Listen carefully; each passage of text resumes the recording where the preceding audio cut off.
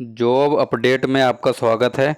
Job update में आज हम बात करेंगे यूपीएसआई सिविल, यूपीएसआई पीएससी और यूपीएसआई फायर फायर ऑफिसर। इन तीनों का हम कंपैरिजन करेंगे कि हमारी एलिजिबिलिटी क्या रहती है, सैलरी कितनी मिलती है तीनों को, और फैसिलिटी क्या क्या मिलती है, और कितनी छुट्टियां मिलती हैं। प्रमोशन और वर्क के बारे में बात करेंगे, और कैसा जॉब नेचर रहता है, और अदर विंग मतलब कि और कौन सी ये कमांड में या और कौन से डिपार्टमेंट में जा सकते हैं। उसके बाद हम लास्ट में निष्कर्ष निकालेंगे कौन सा हमारे लिए बेहतर है। तो एक एक करके हम सभी के बारे में बात करते हैं। सबसे पहले हम इनका देखते हैं लोगो क्या है। जैसा कि लोगो है सिविल पुलिस का, वो कुछ इस प्रकार से है। उसके बाद जो है पीएससी का इस प्रकार लोगो लगा रहता है, और ये फायर पुलिस का लोगो है। दोनों तीनों की जो नौकरी रहती है सिविल, पीएससी और फायर स्टेशन की, वो दो स्टार लगे रहते हैं। तीनों पे ही 2 स्टार रहते हैं। पहले हम सिमिलरिटी की बात कर रहे हैं कि 2 स्टार सिविल पुलिस में भी हैं, और पीएससी में भी 2 स्टार हैं, और फायर पुलिस में भी 2 स्टार रहेंगे।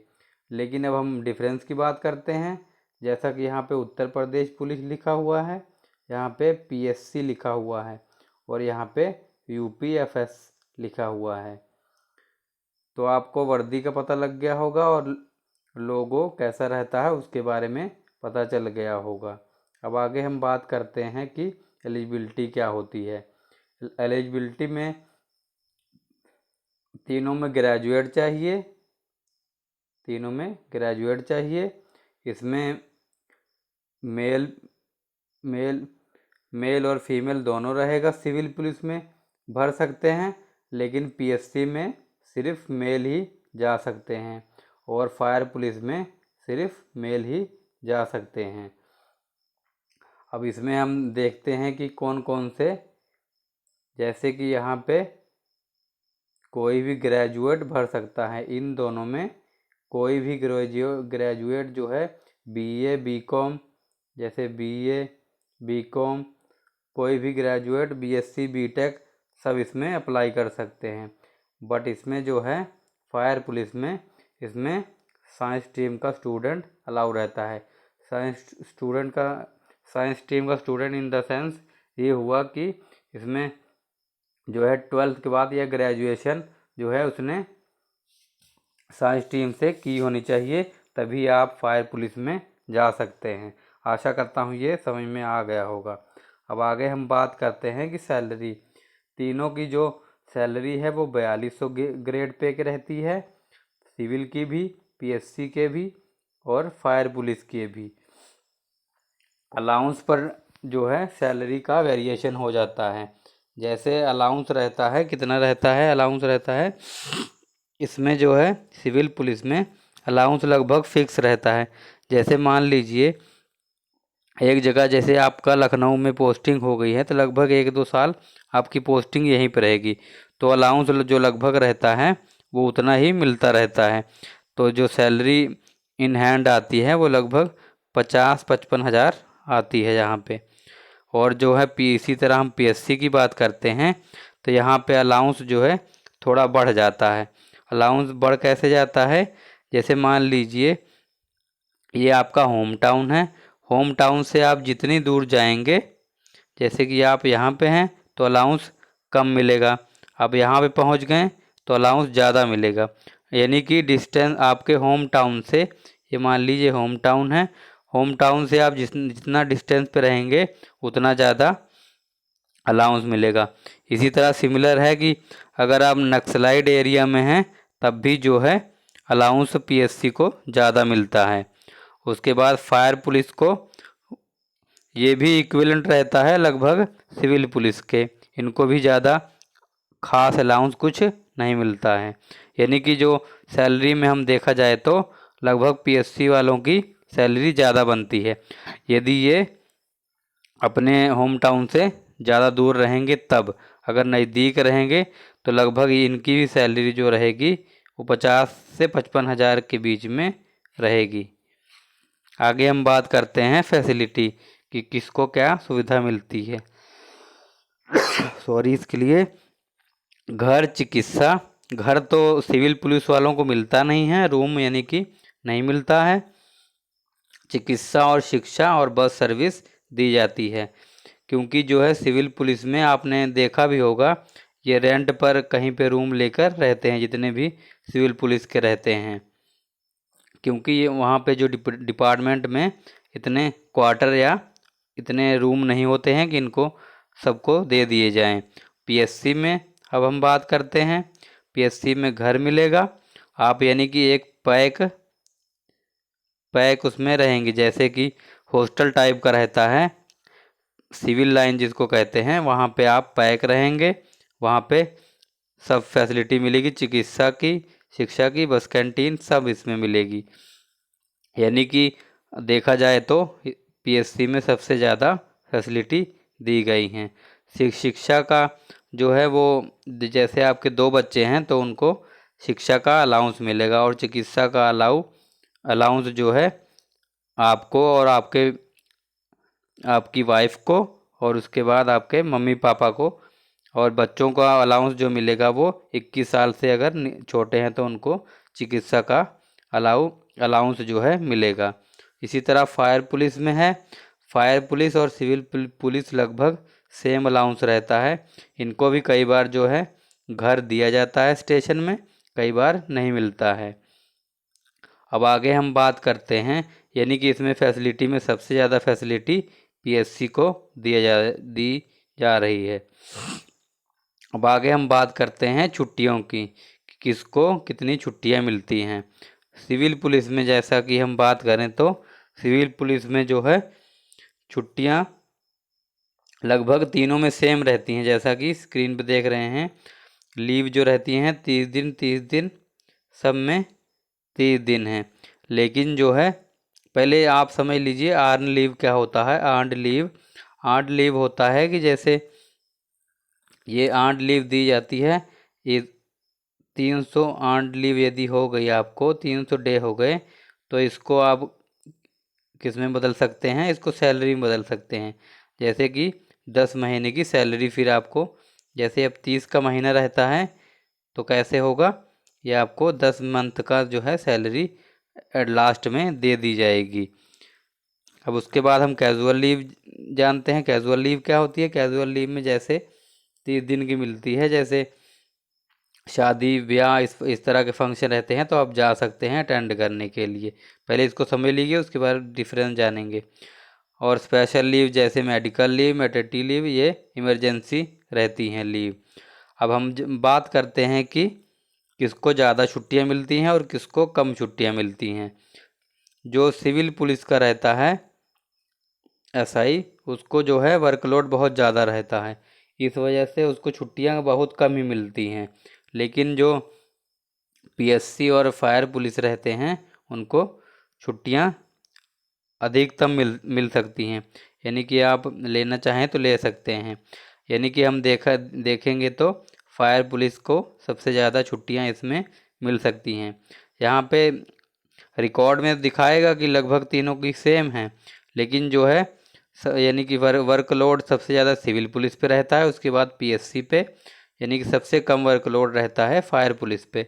तो जो है लीव जो है फायर पुलिस को ज़्यादा मिल सकती हैं। अब सिविल पुलिस का वर्कलोड ज़्यादा होने की वजह आप जानते ही हैं कि कुछ ना कुछ इनको करना ज़रूर पड़ता है। पीएससी का ये रहता है, इनको भी मिल जाती हैं लीव, लेकिन कई बार जैसे दंगा या कहीं पे दंगा हो गया है ज़्यादा, तो उस कंडीशन में इनको लीव नहीं दी जाती है। लेकिन फायर पुलिस का जो रहता है इस तरह का कोई मैटर नहीं रहता है। तो इसमें हम छुट्टियों में बात करेंगे तो सबसे ज़्यादा छुट्टियां किसको मिलती हैं? फायर पुलिस को। अब आगे हम बात करते हैं प्रमोशन की, कि कहाँ तक आप प्रमोट होकर जा सकते हैं। सबसे पहले जो आप जाएंगे सब इंस्पेक्टर की पोस्ट पे जाएंगे, और यहाँ पे प्लाटून कमांडर की, और यहाँ पे FSSO fire station second officer की पोस्ट पे जाएंगे। यहाँ पे 7 साल बाद आप 7 साल के बाद इंस्पेक्टर बन जाएंगे। इंस्पेक्टर बन जाएंगे। उसके बाद जो है लगभग 15 साल के बाद डिप्टी डीएसपी बनेंगे, डिप्टी सुप्रिटेंडेंट ऑफ पुलिस बनेंगे, डीएसपी। तो ये 15 सात 22 हो गया, लगभग ये 20-22 साल के वर्षों के बाद आप डीएसपी बन सकते हैं। ये बहुत ही टफ रहता है। टफ इसलिए रहता है क्योंकि जो है ये सीनियरिटी बेसिस पर रहता है। यदि आप ये जानना चाहते हैं कि कैसे सीनियरिटी बेसिस पर दिया है, तो वीडियो जो है दिया गया है चैनल पर, जाकर देख लीजिए। अब आगे हम पीएससी की बात करते हैं। पीएससी में प्लाटून कमांडर के बाद 5 साल बाद आप जाएंगे, 5 साल बाद आप बनेंगे कंपनी कमांडर। उसके बाद क्वार्टर मास्टर, उसके बाद आरआई पुलिस लाइन इंचार्ज, यानी कि आपको उस जो है टाउन का पूरा इंचार्ज बना दिया जाएगा। उसके बाद असिस्टेंट कमांडेंट, यानी कि पूरा उसका हेड बना दिया जाएगा। उसके बाद फायर पुलिस में हम बात करते हैं। फायर पुलिस में क्या रहता है कि आप जब जाएंगे तो आपकी पोस्ट रहेगी फायर स्टेशन सेकंड ऑफिसर। उसके बाद आप फायर स्टेशन ऑफिसर बन जाएंगे।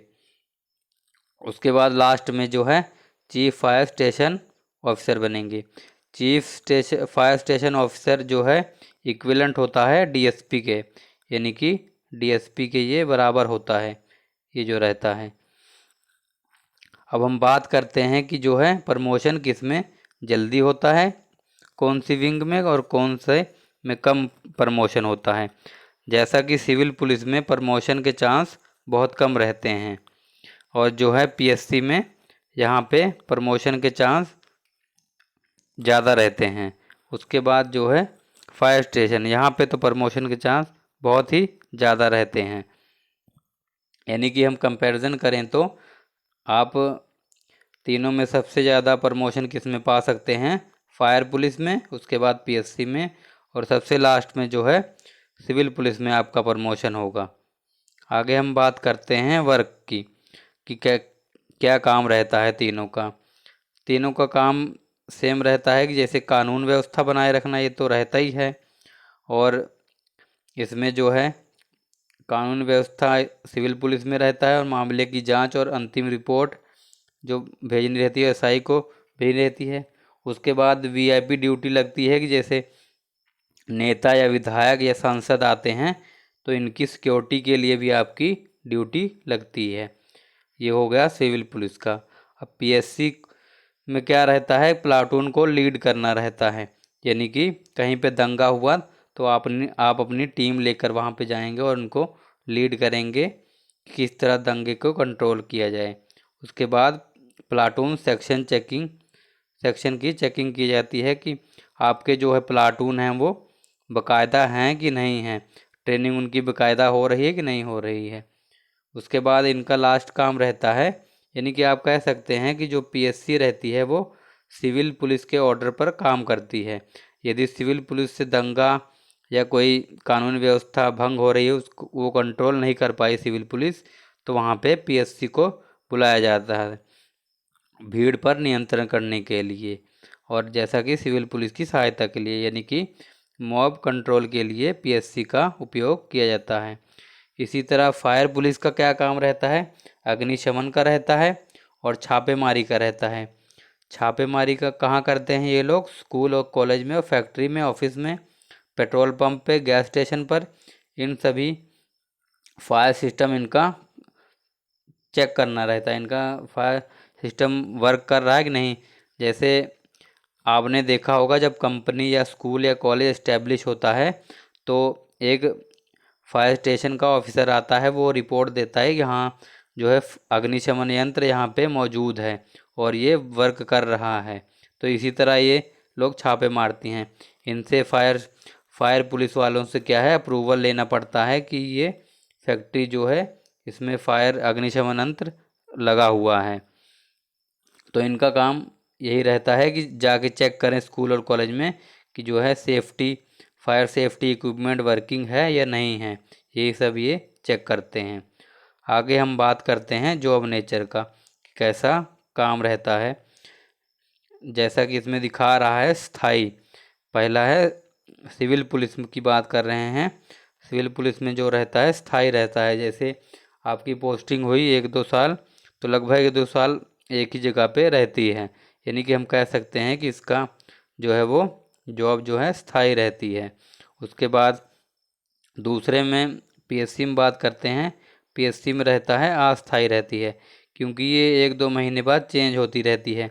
कहीं पे दंगा हुआ तो आपको भेज देंगे। जैसे इसमें देख, ऐसा नहीं कि इसमें 1 महीने के बाद और 2 महीने के बाद ज़रूरी भेजा जाएगा। दंगा हुआ तो दूसरे दिन भी इधर उधर भेजा जा सकता है।